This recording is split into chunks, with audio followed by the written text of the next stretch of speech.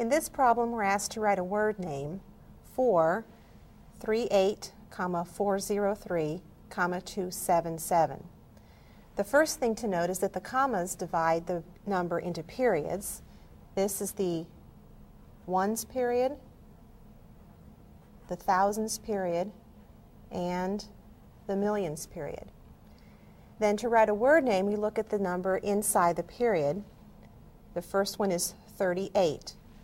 We write the number 38.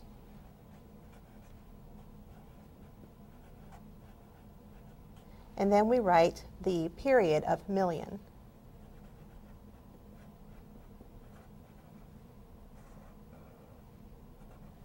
And put a comma. And then we look at the next period. The number inside that period is 403. So we write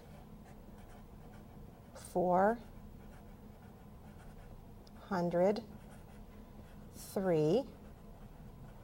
And that period is thousands, so we write 1,000.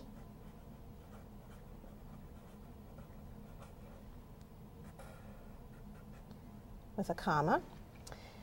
And we look at the number inside the last period, which is 277.